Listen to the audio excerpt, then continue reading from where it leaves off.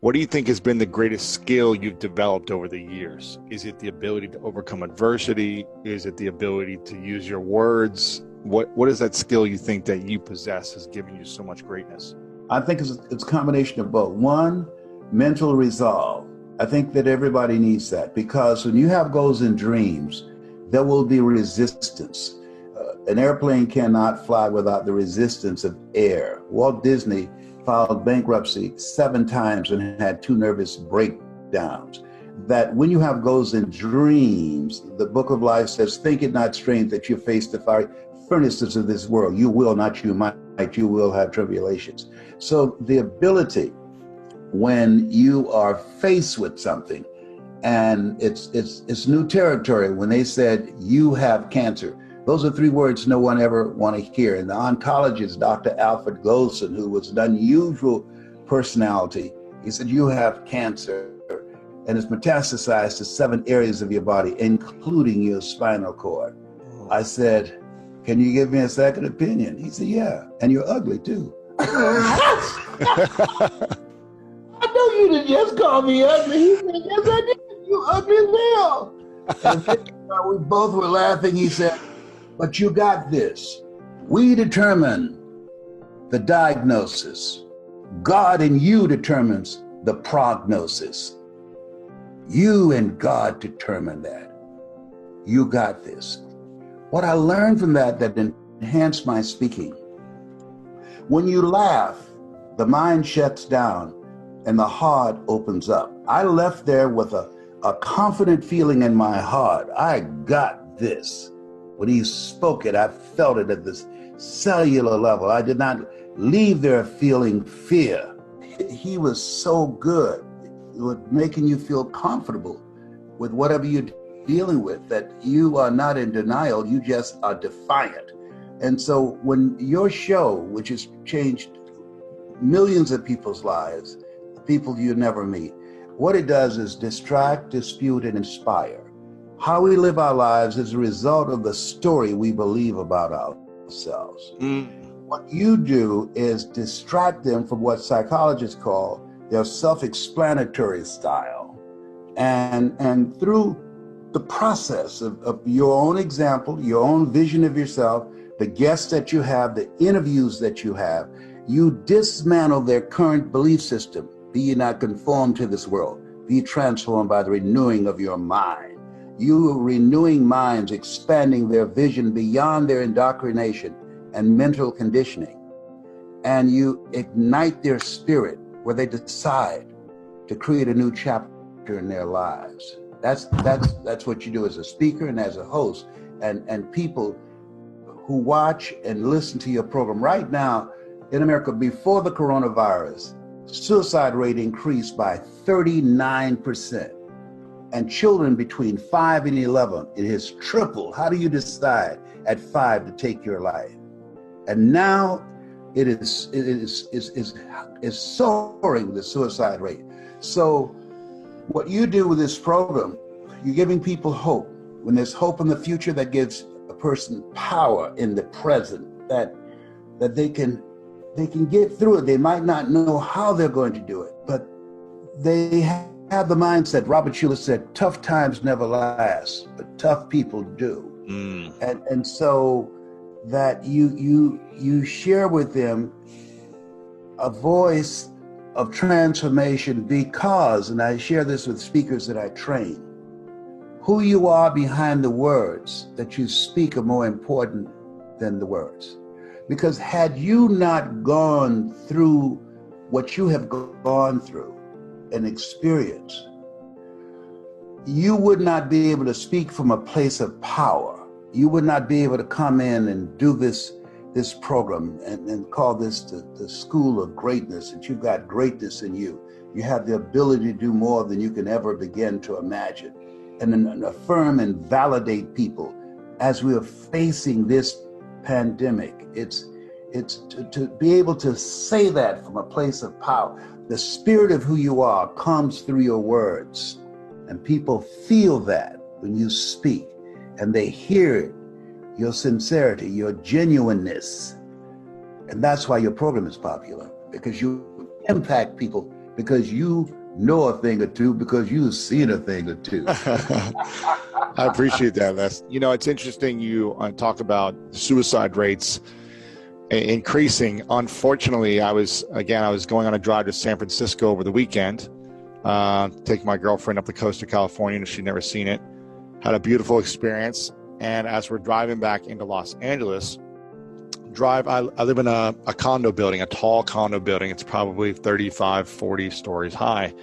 And as we pull into the building, I'm about to park, I see police with a yellow tape and a white tent, and over the kind of driving area. And I remember just thinking to myself, there's no way someone jumped off this building. There's no way someone did this. And I asked right away, I go, tell me someone did not jump. And the guy looked at me and he just said, yeah, a couple hours ago. And I go, you're kidding me. And I later found out, it was reported in the news. This was yesterday. Yesterday. This just happened. Wow. It kind of shook me up a little bit too. And literally I learned that the person who jumped, who's my building, was literally right next to my window, a few floors up. He jumped out of, his name is Steve Bing. It's all over the news right now. And this was a very successful businessman who 55 years old, I think, I think it was reported he was worth hundreds of millions of dollars. A very successful businessman who was close friends with Bill Clinton, who I saw Clinton made a statement about as well. And I haven't been able to stop thinking about it since yesterday. I was thinking about it all night. You said it was hard for you to sleep last night from stuff you saw. For me, it was hard for me to sleep last night thinking about the pain and the suffering that people go through inside that we may never know about. And, you know, I was trying to rationalize, like, why would this happen? Was it drugs? Was it depression? Was it, like, I can't reason sometimes why this happens to someone who you think it would never happen to, or someone who had all the things on the outside that seemed to be successful, but for whatever reason, I don't know. And I don't know how to make sense of that type of stuff. Do you know how to make sense of things when you see that? Well, I had a guy, he just wrote me, and I kept this text where he had tied a noose together. He was going to hang himself, had it around his neck, and he was going to get a chair. He's trying to look a place where he could suspend himself and placed a rope. And the phone rang. And he had said to himself, God, give me a sign. So with the rope around his neck and holding part of it in his hand, he answered his cell phone, and there was nobody there. And he took that as a sign, and he said in that moment, he was listening to me, and he remembered a statement I made that life is God's gift to us, and how we live our lives is our gift to God. And wow. He asked himself, why would I throw my life back in God's face? I was talking about the fact that we were chosen 1 out of 400 million sperm, that you are a masterpiece because you're a piece of the master. And he said, I kept saying to myself, I'm a masterpiece. I'm a piece of the master. And he talked himself back from those suicidal thoughts. He really didn't want to die. He wanted to stop the pain that he was experiencing from the breakup of the relationship, from the loss of his job, from what he felt his life had, the rug snatched out from under it. He's among those 40,500,000 people who have lost their jobs in the coronavirus economy. And so that's why what you're doing is so important, because when you go through an experience, you have the school of greatness, not elementary school, high school, college. No one is saying to people, you have greatness in you. In those type of structures, even in church. And so the reason that I advance with that, you know, the Book of Life says, greater is he that's in you than he that's in the world. That you have greatness within you. That when Mr. Leroy Washington, who, when I was so captivated by this man's oratorical skills. He was a speech and drama teacher. And he asked me to do something. You know the story. He wanted me to go before him and read a script really before the class. And I said, sir, I can't do that. I'm not one of your students. And he said, do what I'm asking you to do anyhow. I said, I can't, sir. And the other students started laughing, saying, he's Leslie. He's got a twin brother, Wesley. Wesley is smart. He's DT. And he asked, what's DT? He's the dumb one. And I said, I am, sir. He said, don't you ever say that again. Someone's opinion of you does not have to become your reality. And he did that. I was startled. Because my mother said, sticks and stones can break your bones, but words can never hurt you. But words can hurt you, and very deeply. And when he said that, someone's opinion of you does not have to become your reality. I remember going to my next class, and between classes, I kept saying that to myself. Someone's opinion of you does not have to become your reality. As I was going home, at what they think about me, I don't have to be that. It's not what they call me, it's what I answer to and what I call myself. Dang. You know, that that was an interrupting moment. Wow. That's how your program is it's a disruptor, more powerful than Corona. Ooh, I always love hearing that story. That story never gets old for me. Yeah. And how did you learn to overcome the opinions of others, but I think more importantly, the opinion of yourself? Because if we have the program, we have, I am the dumb twin. Yes, sir. I am learning disabilities. I am this. How did you personally overcome your own biggest enemy? He was a voracious reader, and he gave me a book, James Allen, As a Man Thinketh. That little pamphlet is a powerful little pamphlet. I've read it a lot. And The Power of Positive Thinking by Dr. Norman Vincent Peale. I read that over and over again, and other motivational books, Secret of the Ages by Robert Collier. And so reading those, he said, if you want to become successful, number one, develop your mind. And he was a fan of Earl Nightingale, that you don't get in life what you want, you get in life what you are. The strangest secret in the world. I've listened to that so many times. I've wore it out. And then the other thing he said, develop your mind. Next thing he said, practice OQP, only quality people. Surround yourself with people that you can learn from, people that have more than you, people that will help you to grow mentally and emotionally and financially and spiritually. And the next thing he said, which is the master key to opening up new worlds for you, is your ability to communicate. Because once you open your mouth, you tell the world who you are. And I believed him, and I followed that. I never forget, when I was in Poland, and I was in this stadium, and I saw my name up, and people started chanting when they saw me coming through the tunnel. And I said, Mr. Washington, this one is for you, sir. You know, he's gone. He's been gone. I eulogized him. I said, I'm going to make you proud today, because it was my first time speaking in Poland, you know. And so, but I so admired him. I've never known my father or birth mother, but that the ability to connect with people that are strangers to you and can create a shift in their lives and how they see themselves, to have that sacred opportunity to share your story and distract, dispute, and inspire them to realize, as the play Lion King, Simba, you're more than that which you have become. That's what you do every day, up in here. I remember last time we talked, you said you wanted to really leave a legacy by teaching other people how to speak and communicate better. And you were creating a select, smaller group, I think it was either 50 or 100 people that you wanted to train and speak. Are you still doing that? Because I had a friend who was going through the program with you or who hired you, my buddy Judd. So I didn't know. Oh, I know Judd. That's my dude. That's my brother from another mother. Exactly. Yes, man, from Australia. Yeah. Yes, I'm training, but I've had to increase that number.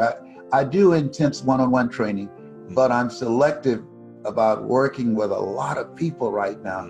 But we do it virtually now. I can do it more virtually. Yeah. Because you don't want, I'm 75. So I cannot afford with underlying issues of diabetes and cancer. And 75, if you show up at the hospital, they'll push you in a coat over there and say, no, you're about to leave here anyhow. So we're not going to waste any medicine on you. Wow. So I stayed out of hospital. I'll tell you how bad it is, Louis. I'm upstairs by myself, right? I sneezed. And man, I broke out and I started running downstairs. I said, wait a minute. That was my sneeze. So I came back upstairs and I still started spraying the Lysol. I called my daughter. I said, I think I'm having a meltdown. I want to go out the house. She said, no, you can't go anywhere other than Walgreens and Publix, and we will drive you there. You don't need to be behind the wheel. I said, I'm not that old, so I'm being very, very disciplined and keeping myself out of harm's way. That's good. That's good. Keep my mask. That's good. Doing all the stuff that we need to do. Common sense. It seems like time has picked up speed. And if you got some bills, you don't get 30 days out of the month. You get 2 weeks. Didn't I just pay that? No. Come on. Where did time go? You are 77. Who does that? Wow, I served at the Lord's Supper. Time has picked up speed. This is a different time. I want to share with you and want to talk to you about something. Do what's you. Make your life count on doing the things that's true to you. What I love about the presenters that are talking to you, people who have overcome some stuff, who have grown through some stuff and decided that will not make me or break me, but I'm going to use my voice and my story and my example to empower people, because a lot of people need it. Some people will hear me. Some people will hear Tracy. Some people will hear Makuba. Some people will hear you. We all have a voice. We all can impact people's lives. And so as you look at yourself, look at your goals, look at your dreams, do things that's true to you. Now, let me share something else with you. I think the most important message that I have ever given, I would say the most important statement, and I want you to write this down and put it somewhere where you can see it. Because these individuals that you see, they're trainers, they're consultants, they have a variety of knowledge and abilities and skills. I endorse them, I support what they're doing, and I know that they're going to make a difference for you, for your company, for your church, for your organization, because I get the chance to see them up close and personal. We are processed. We are working on our stuff, including me. Live your life the way you want to live your life. I spoke to a group yesterday, and I asked, if you had 3 months to live, what would you do differently? And all of them, 100% said, I would quit my job. If I knew I had 3 months to live, I would start doing more programs. I would speak more. I'll be on Twitter, on LinkedIn, Instagram, TikTok. I've been doing all of them. Let me tell you something. Listen, why? Because I'm doing what I love to do. If you spend 40 to 50 hours a week doing something that's not you, that's stressful.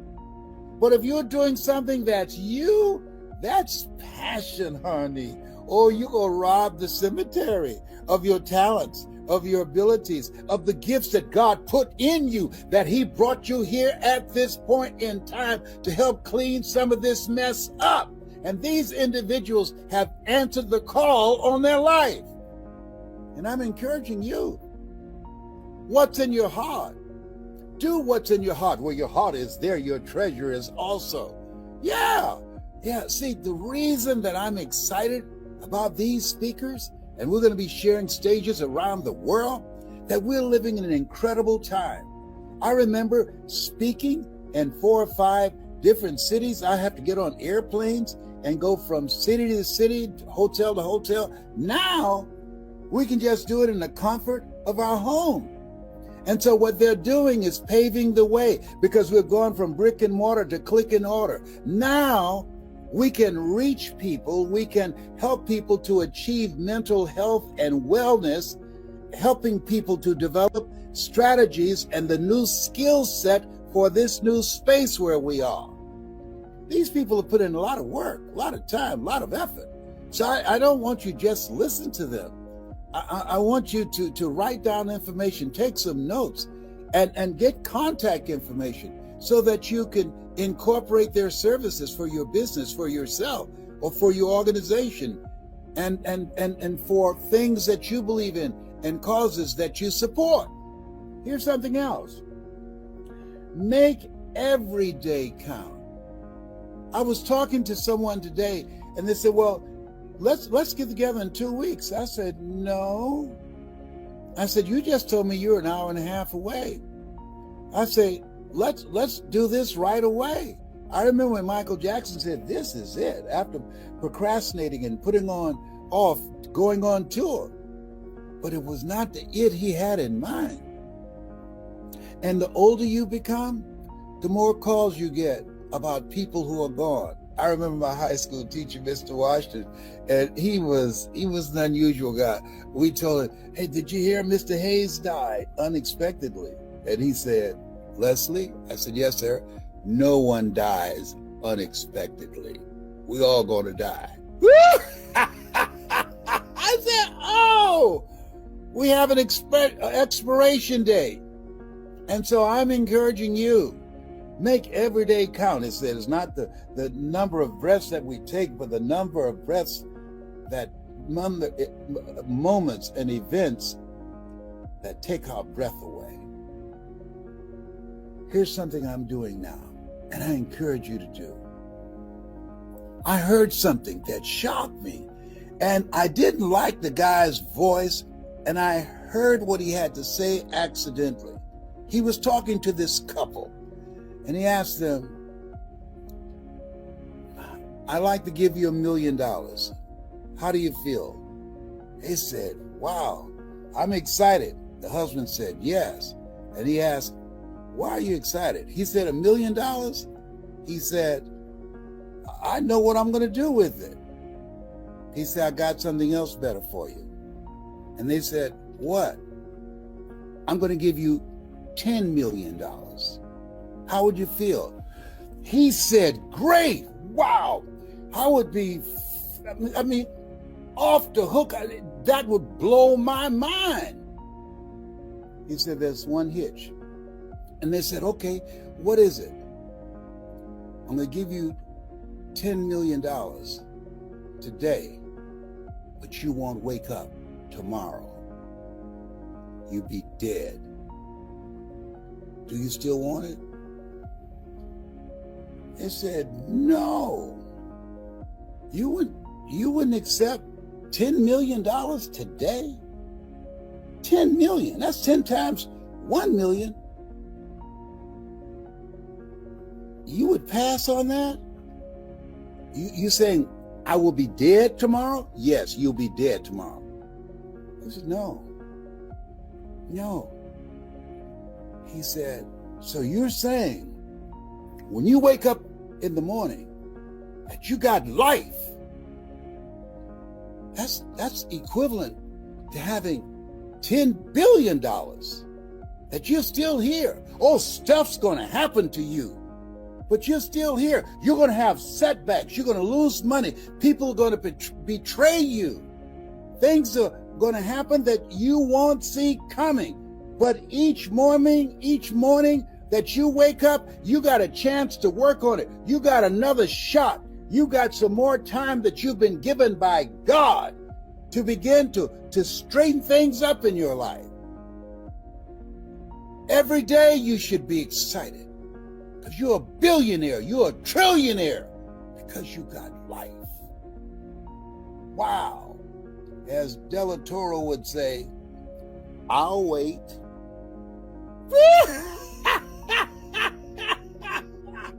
I never thought it like that. I never thought about it like that. So when I wake up in the morning, I woke up this morning, I said, whoa, there's some billionaires that's pushing up daisies. So I'm glad to be here. And I know a lot of others that would love to be here. And I still got a chance to serve. I still got a chance to make my life count. I know that my life has an expiration date, but I'm here now. I'm not going to focus on when I'm gone. I'm going to focus on what do I do with what I have. I'm going to live my life the way I want to leave my life. So these speakers, they answered a call on their lives. They said, I want to live my life the way that I want to leave my life. I'm going to change some lives before I leave here. I'm going to inspire some people. I'm going to bring out the greatness in some folks. I'm going to let people know that their adversities don't have to break them. They can make them stronger. I want them to be able to live their dreams by making a statement and taking a stand with the life that they've decided to choose to leave the world in better shape than how they found it for their children and their grandchildren and their great-grandchildren. You have something special. You have greatness in you. I want you to think about the fact that you are still here, that God has something in mind. A lot of people out of here. People dying today who never died before. Come on. Oh, behave. And I decided, write this down, smile in spite of. What? I got some stuff going on. I got some challenges that I'm facing. But you know what? Even homely people look better when they smile. Watch this. Smile at somebody on your right or left.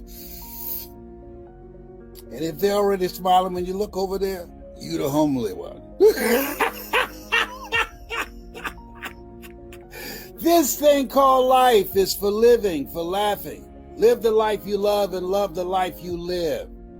And decide that you're going to do what you can with what you have to leave it in better shape than how you found it. You have something special. You have greatness in you. We've all had major disruptions in our lives because of this pandemic. And when you have a disruption, that requires transformation. I don't care how fast a caterpillar can run, it can never fly until it goes into a cocoon and experience a transformation. Don't knock on an open door. I wish someone had said that to me years ago.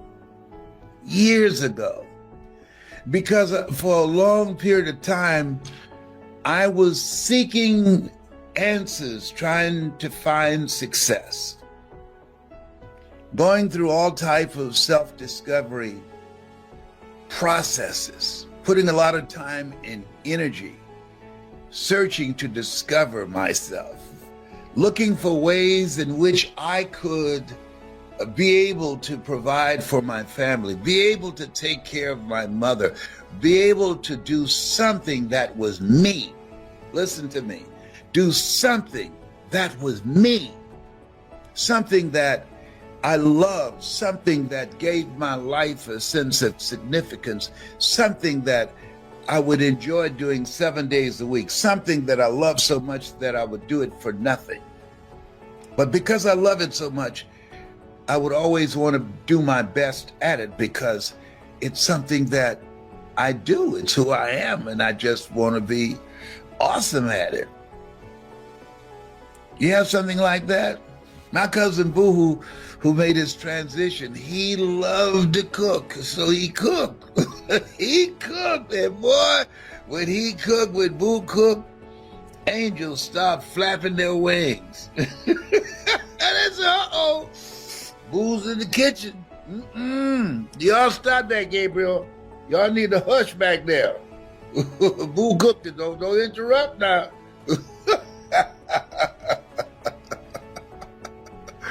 Boy, Boo can cook. Oh my goodness, I miss him so much. And stop knocking on an open door. All my life, when I look back, because I did not recognize and use my gift in a different way. I didn't value it. And you know why I didn't value it? Because I didn't believe in it. I did not believe in it. And as a result, I did not use it. I did not use it to serve at a higher level, to make a greater impact. And because I did not use that which was me, I paid a price.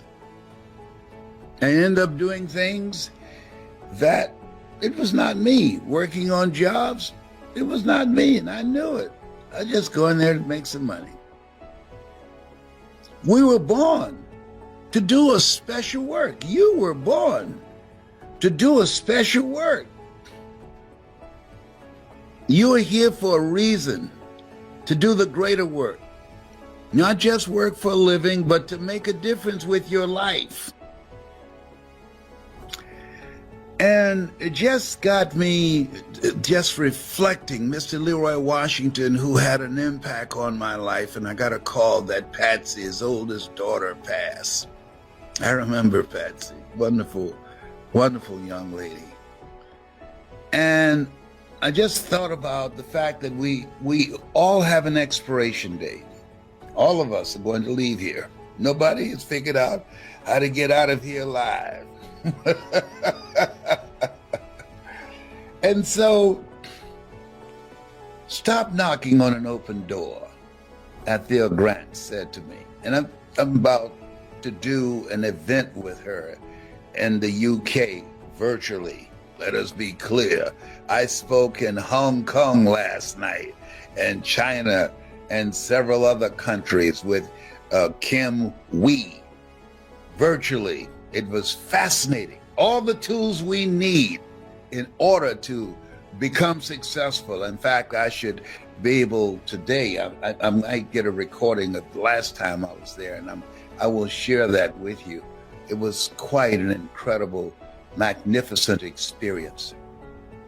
But here's what it's very important, is to take the time and ask, what is it that I love most? And what is it that people compliment me on that I might have dismissed, that I might have not thought was no big deal to me because it came so naturally, it came so easily? That is my gift, that's my superpower, but I dismissed it. What is that? What does that look like? For years, I did not recognize that my ability to communicate, to reach people, to make people feel good, to inspire them, to uplift them, to give advice, to make them laugh, to motivate them, I didn't think that was no big deal. I just did that, like sleeping, making people laugh, selling wolf tickets while shooting pool, playing chess, playing bid whist, playing cards. No big deal. I didn't recognize, I didn't value it. I'm saying to you, live your life being present to who you are and what your superpower is, and we have all the tools that we need to monetize it, to make it work for us. And I'm saying, don't be a volunteer victim. You've got something. You came here with something. You were chosen. God don't choose people who don't have anything going for them. There's something you have going for them. You just haven't discovered it yet. Just like me, I had a lot going for me, and for a period of time I went unemployed. For a period of time I went from being fired from one job to the other, as opposed to hiring myself, because I didn't know what I had going for me. I didn't know. And so because I didn't know, I didn't take the time to discover that. I didn't invest any time, any money, any energy, any effort to cultivate that. I didn't ask those questions. Why are you here? What are you supposed to do? How do you take that which you say that you want to do and find a way to monetize it? See, that whole thing about, Adam, where are you? Where are you? Life is a question. And how we answer the question is the answer. Where are you, Les, in relationship to who you know you should be and what you should be doing? And what are you going to do about it? I talked about Tennessee Williams, who said there comes a point in your life when you look in the mirror and who's looking back at you realizes that's all you're ever going to be. Wow, what a blow, what a punch in the gut. So fortunately, I didn't settle. There was something that was restless in me, something that said there's got to be more. Have you ever asked yourself that? There's got to be more than this. It's got to be. And I kept seeking, I kept working at it and working on the possibility of how I can reshape and redesign my life. Because the one that I was living wasn't me, and he had to go. That's why Paul said, I must die daily. That all of us know the moments in our lives, that there are parts of us, that character's got to get out of here. That does not work for me. It might work for somebody else, but that does not work for me. But for a period of time, I did not use my gift until, and don't let it take you this long, I mean my real gift. I was 37. That's a delay. My real gift. I was able to become a disc jockey, and that was good. I enjoyed that. I love that. I can be a disc jockey now. And I enjoyed being a state legislator. But speaking and motivating people, my real gift, my superpower that I used last night when they brought me on the Zoom before an audience of thousands of people, that's the voice. That's the one. That's the Les Brown. That's his power voice. Why? Because I'm in my power. I was doing what I was supposed to do. I came here to motivate. I came here to inspire. I came here to uplift spirits. I came here to give people a larger vision of themselves. You came here to do something. You came here to make a difference. You came here to live an impactful life. You came here to leave the world in better shape than how you found it. Yes. You came here to allow people to know that what they have experienced, the abuse that they have gone through, does not have to define them.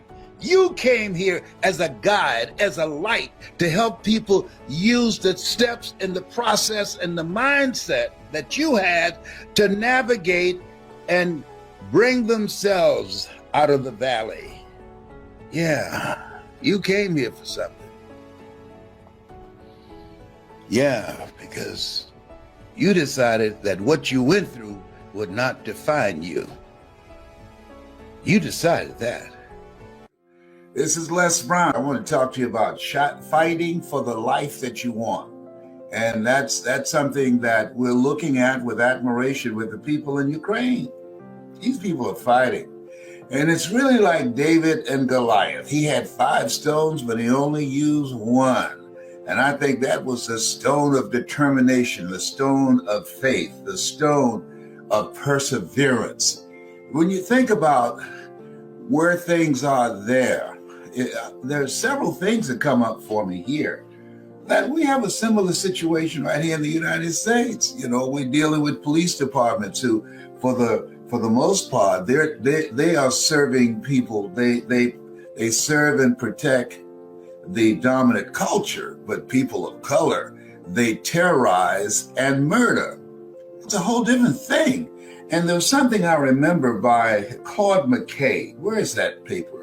I saw something by Claude McKay, and it reminded me of these powerful words by Claude McKay. It was something that Claude McKay did. He was a poet from Jamaica, went to New York, and it was a piece that Claude McKay did called If We Must Die. I want to find that piece because it speaks to where if you want to have something in life, you got to be willing to go to the left for it. You got to be willing to fight for it. Frederick Douglass said something that I love very much.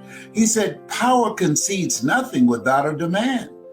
People that dominate you and that control you, they're not just going to give that up and walk away. No, you got to fight, and you've got to be willing to fight to the death in order to get the things that you want. Give me the Claude McKay piece that we were talking about earlier.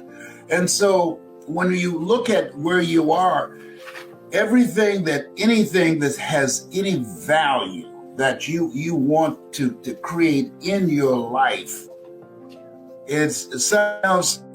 Frederick Douglass, he said, we might not get everything we fight for, but everything we get, there will be a fight. So when you think about your life in and out of the pandemic, and that there are forces, white supremacists, that infiltrate the majority of police stations and operations in the country, that we have to be willing to fight for what we want. And people trying to turn back the hands of time, trying to deny us the opportunity to vote, working relentlessly to deny marginalized people opportunities in an unequal environment. It's a continuous fight. And so I want to focus on something about this. This is symbolic. One, the recklessness of Putin, that there are people in life, short-term thinking, driven by ego, that think that they can just bully and pounce on people and think that everybody will stand by and watch. Something that one rabbi said that I love very much.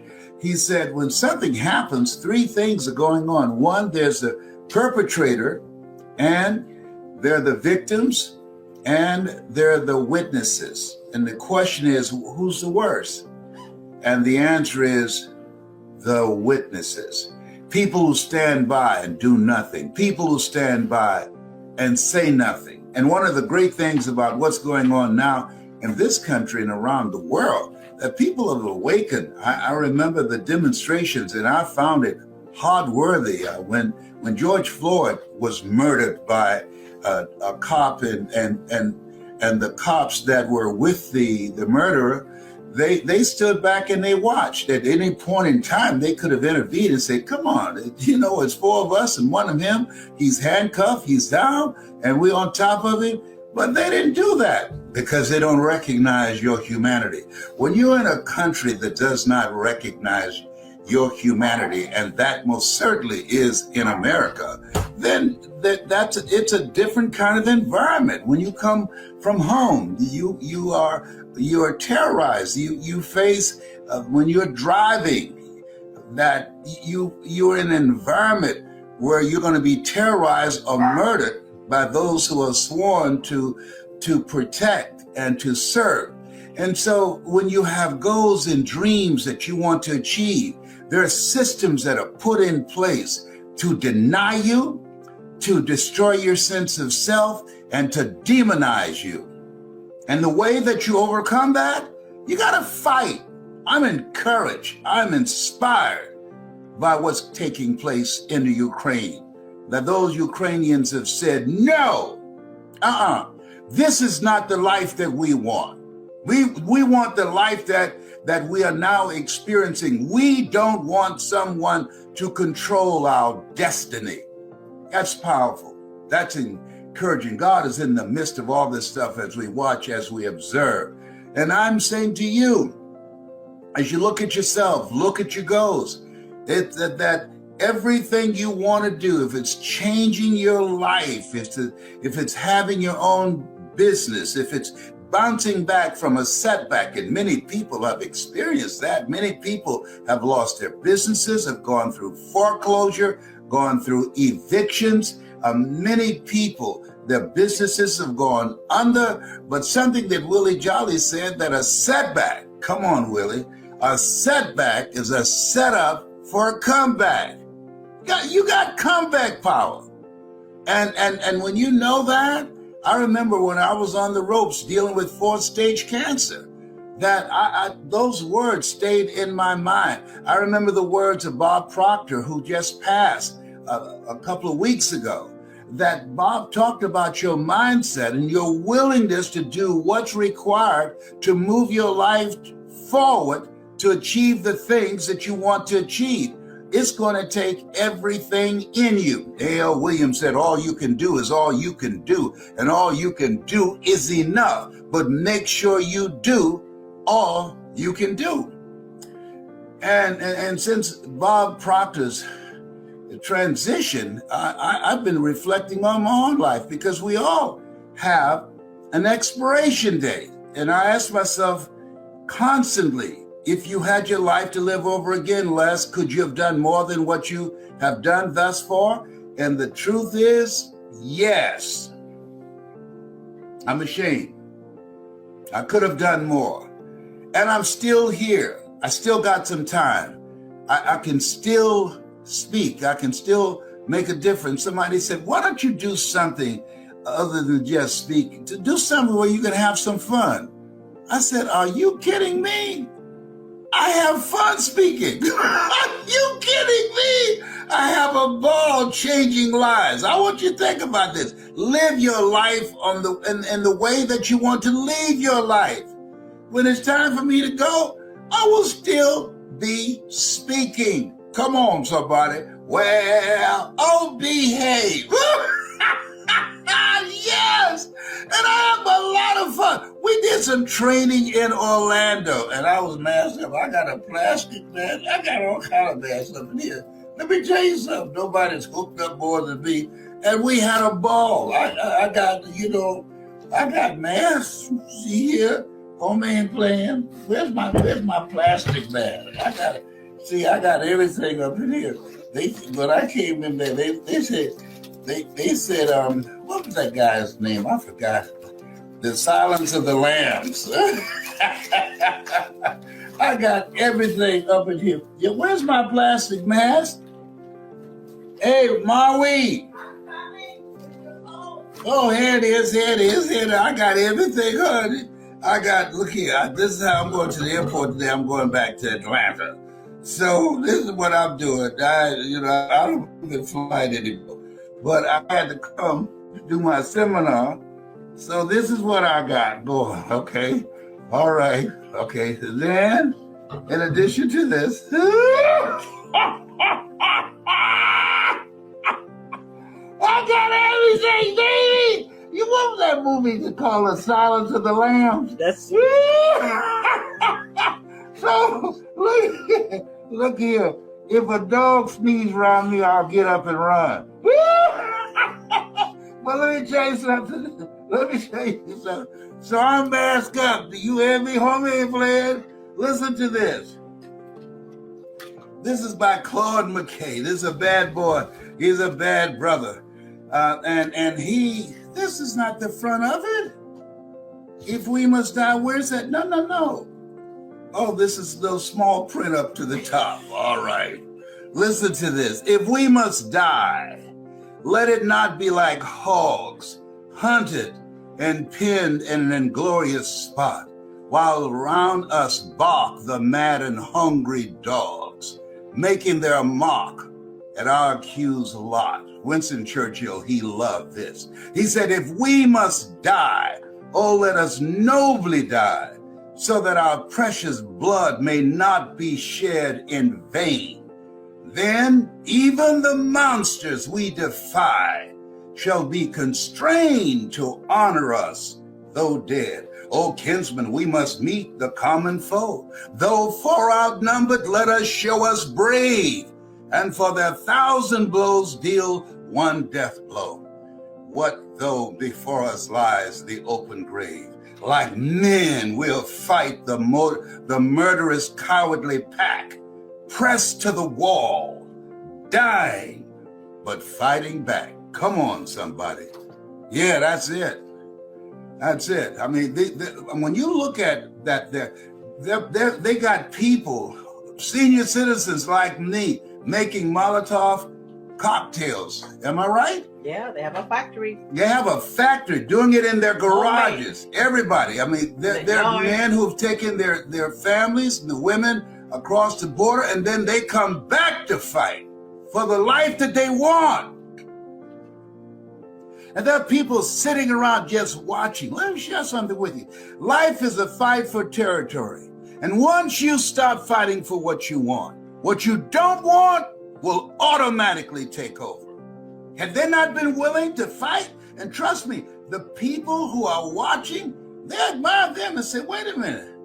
These people are fighting. They're not just letting Putin with his crazy self just come in and take over the country because he wanted to. They're putting up a fight. The people are standing in front of tanks. Say, no, you're going to run me over? Do what you need to do. But we're going to fight you. And then those Russian troops, many of them don't even know why they're there. Some of them say they've been driving around to run out of gas because they don't want to fight these Ukrainians.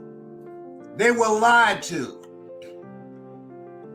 And so when you think about this place, what we're watching at this time, as if the pandemic wasn't enough, now this madness. And you better believe, even though it's thousands of miles away, it's affecting our collective consciousness. What happens to any of us happens to all of us, even though it's thousands of miles away. Oh boy, no man is an island, no man stands alone. When you think about where we are in this point in time, I'm encouraging all of you for your prayers and support of the Ukrainian people, and for us to reflect on our own lives and our own battles that we have here. We have our own stuff here. The police departments are being run and controlled by white supremacists. We got our own stuff here. And I say to you that when they know that we mean business, that you're not going to just continue to terrorize us and murder us and get away with it like you've been doing for centuries, trust me on this. They're going to begin to respect us, saying, no, they're not being pushed around and look past, and they are willing to stand up for each other. That's that, and they fear if the Ukraine joins NATO, and that's the message I want to talk to you about right now. They fear Russia don't want the Ukrainians to join NATO. Why? Because if you attack any of us, you attack all of us. And there's a message in that this is a time that you want to develop a mindset of liberation, a mindset of determination. And you want to develop your skill set, learning all that you can. And because if you're not willing to learn, no one can help you. But if you're willing to learn, no one can stop you.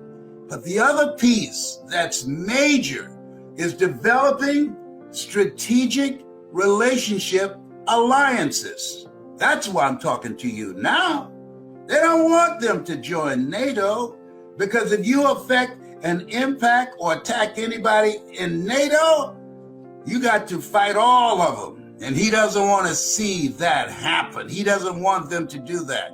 And when we come together around our values, come together with a determination to stand up for a better future for our children, when we develop strategic alliances, communities of collaborative, achievement-driven, supportive relationships, there's some power in that. Because you can't make it by yourself in this thing called life. There could always be some battles. There's some evil people in this world. And I don't have to tell you that, you know that. And you have to protect yourself from them. I remember when I was working at WVKO radio station in Columbus, Ohio, and Eddie Saunders, who was the assistant program, no, he was the program director for a long time. And Eddie was the vice general of the radio station. And he used to box, and Eddie was in his 70s and I was in my 20s. And I said, Eddie, I heard you used to box. He said, yes. I said, you know what? I think I'll just run over there and slap you side the head, see what you do. He said, come on. He said, you might run over here, but you will limp back. I said, okay, Eddie. Eddie Saunders said, I ain't scared of you. You run over here, you gonna limp back, young man. You know, young broom sweep clean, but old broom know where to go. So this is a historic time. I'm watching this. I'm pulling for the Ukrainians. And you know, the Orange Man and all his munions and these, you know, these spineless people today, they should write a book called Profiles in Cowardice. I remember a book was written called Profiles in Courage. But we're living in a time, we got politicians talking out both sides of their neck because they're afraid of the Orange Man. And I've said to you, God has not given us a spirit of fear, but a spirit of power and of love and of sound mind. You have something special. You have greatness in you. Look around at the people in your life. Who is it that you need to build a deeper relationship with? And who is it that you need to walk away from those relationships? Why? Because they're not good for you. They bring no value in your life. I'm cleaning house. You hear me? I'm cleaning house because I found myself giving more in a relationship and they brought zero. There are people who are always there when they need you, but when you need them, you can't find them.